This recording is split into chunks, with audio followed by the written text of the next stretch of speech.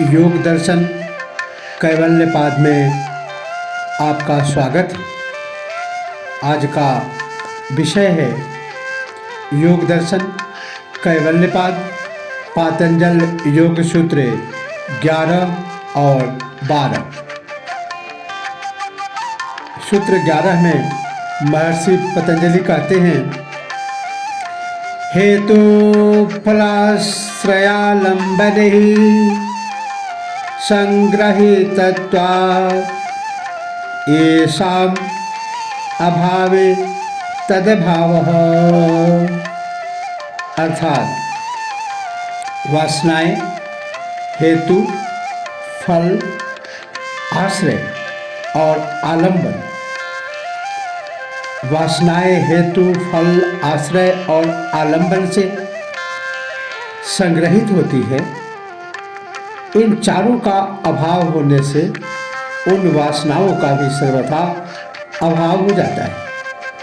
प्रकृति का न आदि है न अंत, उसका केवल रूप परिवर्तन होता रहता है।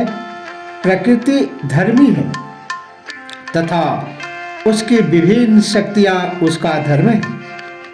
इन धर्मों के परस्पर मिलने से ही विभिन्न रूप दिखाई देते हैं तथा एक निश्चित अवधि के बाद इनकी अवस्था में परिवर्तन हो जाता है, जिससे ये लय हो जाते हैं तथा इनका दूसरा रूप बन जाता है।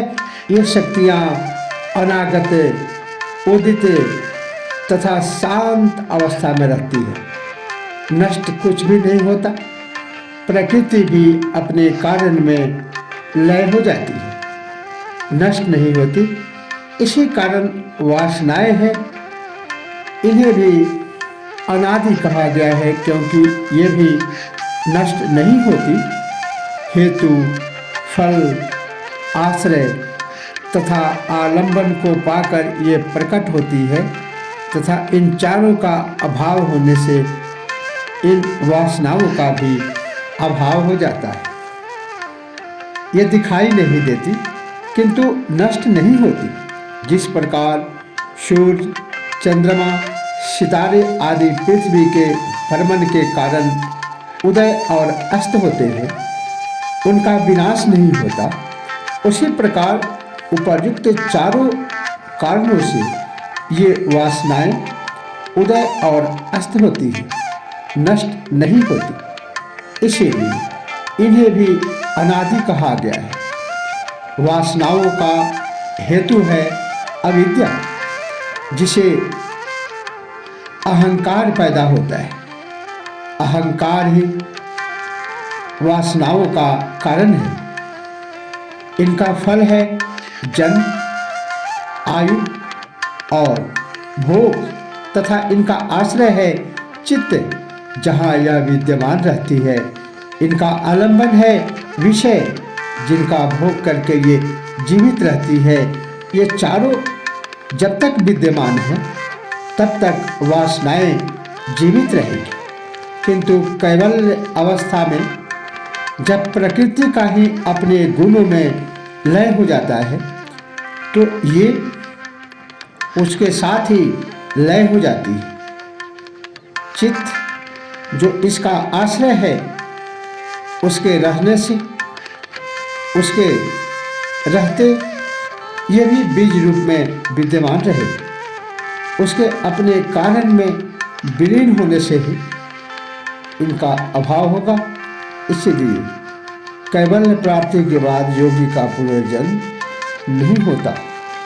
इसी को अगले सूत्र में और समझाते हुए महर्षि पतंजलि योग दर्शन कैवल्यपाद पातंजल योग सूत्र 12 में कहते हैं, अतीतानागतं स्वरूपतो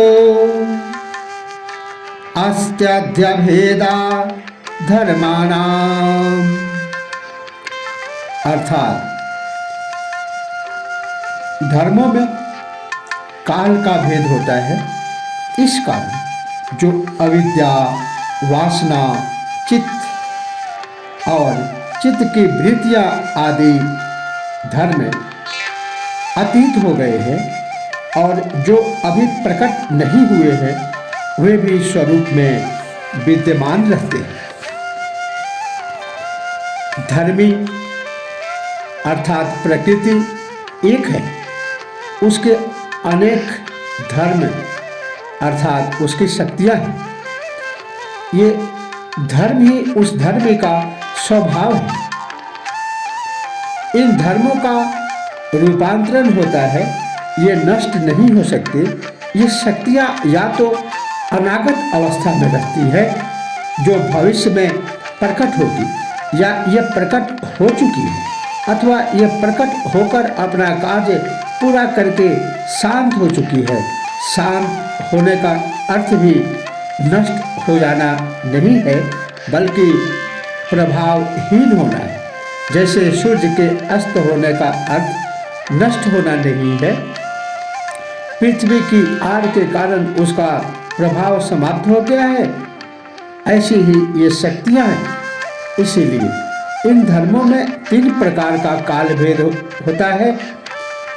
इसमें जो धर्म शक्तियां अतीत अर्थात शांत हो चुका है, तथा जो अनागत अभी प्रकट हुआ ही नहीं है, वे भी अपने रूप में विद्यमान रहते हैं। समय आने पर ही वे प्रकट होंगे तथा शांत स्थिति में अपने कारण में लय हो जाएंगे। इन दोनों स्थितियों में वे अव्यक्त अवस्था में रहते हैं। यदि वे नष्ट हो जाते तो पुनः प्रकट होने का कोई उपाय ही नहीं होता। अपने कारण में विलीन हो जाना उनका नाश या अभाव नहीं है, लेकिन योगी का इनसे संबंध विच्छेद हो जाने से ये उसको प्रभावित नहीं कर सकते, जिससे वह पुनर्जन्म से मुक्त हो जाता है।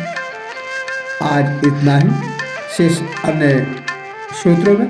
तब तक के लिए ओम नमः शिवाय। जय श्री कृष्ण।